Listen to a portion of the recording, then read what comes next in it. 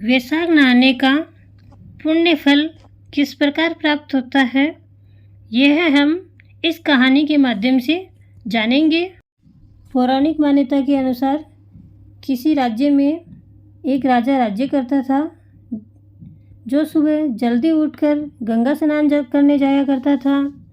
राजा ने सबको ये बोल रखा था कि मेरे से पहले कोई गंगा स्नान नहीं करेगा। एक बांदरी थी जो राजा से पहले गंगा स्नान कर लेती थी। जब राजा नहाने जाता तो उसको गंगा जी का पानी हिलता हुआ दिखाई देता था। तब राजा को इस बात पर शंका हुई कि कोई मेरे से पहले गंगा स्नान करता है, तो राजा ने वहाँ पर पहरा बिठा दिया। गंगा किनारे एक पहाड़ी थी जहाँ पर वो बांदरी रहती थी। राजा के नहाने से पहले वह नहाकर पहाड़ी पर बैठ जाती थी। इस प्रकार नहाते नहाते पूरा वैशाख का महीना निकल जाता है। एक दिन उस बांदरी को नहाते हुए सिपाहियों ने देख लिया और पकड़कर राजा के पास ले गए। राजा का ये प्रण था कि अगर कोई औरत मेरे से पहले नहाएगी तो मैं उससे विवाह कर लूँगा। राजा ने बांदरी से विवाह कर लिया। वैशाख नहाने से बांदरी के गर्भ रह गया। पूरा 9 महीने होने को आया। तब बांदरी ने राजा से पूछा कि जब मेरे बच्चे होने का समय आएगा तो मैं क्या करूँगी। तब राजा ने महल में टाली बंधवा दी और बोला कि जब तुम्हारे दर्द उठे तो इस टाली को बजा देना, फिर मैं आकर बंदोबस्त कर दूँगा। राजा के और भी रानियाँ थीं जिनको संतान सुख प्राप्त नहीं था। बांदरी के बच्चा होने वाला है, ये बात उनको जला रही थी। टाली बंदी देखकर उन्होंने पूछा कि ये टाली क्यों बांध रखी है। तब बांदरी ने बोला कि जब मेरे बच्चे होने वाला होगा तब राजा को बुलाने के लिए ये टाली बांध रखी। तब रानियाँ बांदरी से बोली कि एक बार टाली बजाकर तो देखो, राजा आते हैं या नहीं। बांदरी ने टाली बजाई और राजा आ गए। जब राजा ने आकर पूछा कि टाली क्यों बजाई, तो बांदरी बोली कि इन रानियों ने मुझसे कहा था कि एक बार टाली बजाकर तो देखो कि राजा जी आते हैं या नहीं। तब राजा बोला दोबारा ऐसे मत बजाना। थोड़ा दिन बाद जब बांदरी के बच्चा होने वाला था तो बांदरी ने खूब टाली बजाई, पर राजा आए नहीं। जब बांदरी ने रानियों से पूछा कि अब क्या कहोगा, मैं तो बच्चे को कैसे जन्म दूंगी। तब रानियों ने बांदरी से कहा कि आंखों पर पट्टी बांध ले और मुँह नीचे कर ले। बांदरी की वैशाख नहाने से बहुत सुंदर लड़का हुआ। जब रानियों ने ये देखा कि बहुत सुंदर लड़का हुआ है तो रानियों ने दासी से कहा कि इस बच्चे को नदी में डुबा कर आ जाओ और बांदरी के पास पत्थर को रख दो और राजा को बोल दो कि बांदरी के पत्थर हुआ है। राजा ने इस बात को सुनकर अपने मन में संतोष कर लिया कि और रानियों की तरह इसको भी बच्चा कैसे हो सकता है। उधर उस दासी से बच्चा नदी में नहीं फेंका गया और वह कुमार के यहाँ बर्तन में उस बच्चे को रखकर आ गई। जब कुमार कुमारी ने किसी बच्चे की रोने की आवाज़ सुनी तो उन्होंने वहाँ जाकर देखा तो बच्चा था। अब तब कुमार ने कुमारी से कहा कि भगवान ने हमारी सुन ली है, हमारे बच्चा नहीं है और भगवान ने हमें बच्चा दे दिया है।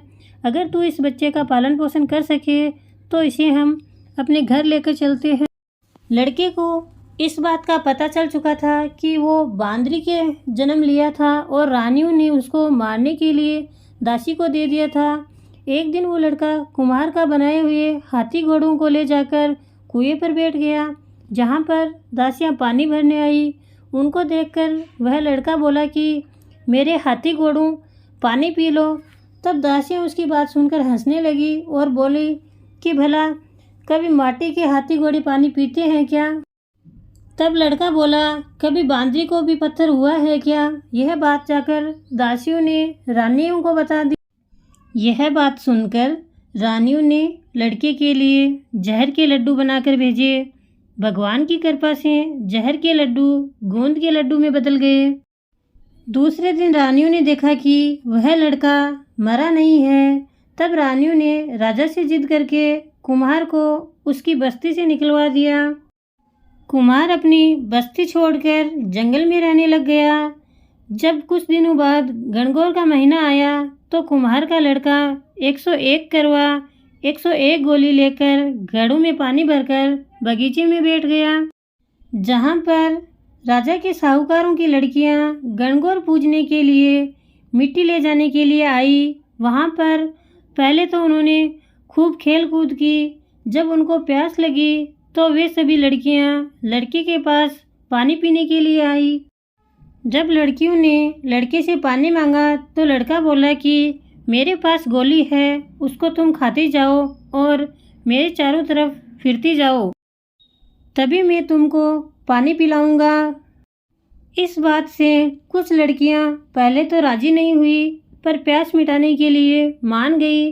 फिर वो लड़का अपने सामने आग जलाकर बैठ गया और उनको गोली खिलाता गया और अपने चारों तरफ चक्कर लगवाता गया। ऐसा करने से सब लड़कियों के गर्भ लग गया। जब यह बात लड़कियों के माता पिता को पता चली तो उन्होंने उन सभी लड़कियों से पूछा कि ऐसा कैसे हुआ। उन्होंने अपने माता पिता को सारी बात बता दी। तो लड़कियों के सभी माता पिता कुमार के पास गए और बोले कि तुम्हारे लड़के ने हमारी लड़कियों से फेरी लेकर शादी कर ली है। तो वो बोले कि इन लड़कियों को अब तुम अपने पास रखो। तो कुमार बोला कि इतनी सारी लड़कियों का मैं कैसे लालन पालन करूँगा। तब उनके माता पिता ने उन लड़कियों को बहुत धन दौलत देकर विदा कर दिया। तब कुमार बोला कि हम पूरी नगरी को जिमाएंगे। यहाँ तक कि राजा रानी और सारी नगरी जीमने के लिए आई, केवल बांदरी नहीं आई। जब लड़के ने बांदरी को लाने के लिए न्योता भिजवाया तब बांदरी आई। उसको सोने की चौकी पर बिठाकर सबके सामने लड़के ने अपनी बहू को बता दिया कि यह मेरी जन्म की माता है। यह बात सुनकर बांदरी की सारी बहुएं उसको एक सोने का सिक्का देती गई, पोते पोतियों को गोद में देती गई और पैर छूती गई। इस प्रकार सारी बहुओं ने बांदरी से आशीर्वाद लिया। राजा को यह बात समझ में नहीं आई कि यह लड़का बांदरी की इतनी खातिरदारी क्यों कर रहा है। रानियों की यह बात समझ में आ गई, यह बांदरी का लड़का है, इसलिए बांदरी की इतनी खातिरदारी कर रहा है। यह सब देखकर राजा नाराज हो गया और बोला कि मेरा तो अपमान हो गया है, मैं यहाँ से जा रहा हूँ। तब लड़के ने राजा को रोका और बोला कि आप क्यों जा रहे हैं।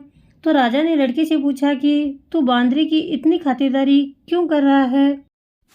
तो लड़के ने राजा को सारी बात बता दी और बोला कि इस प्रकार यह मेरी जन्म की माता है। जो दासी उस लड़के को नदी में बहाने के लिए गई थी वह वहाँ पर बैठी थी। उस दासी ने भी राजा को सारी सच्चाई बता दी। सच जानने के बाद राजा ने सारी रानियों को जेल में डलवा दिया और बांदरी सारी बहुओं, पोता पोतियों और अपने लड़के को पूरे गाजी बाजे के साथ अपने महल ले गया। सबको अलग अलग महल बनवा दिया और लड़का राज करने लगा। राजा ने कुमार से कहा कि आप दोनों भी मेरे साथ चलो, लेकिन कुमार राजी नहीं हुआ।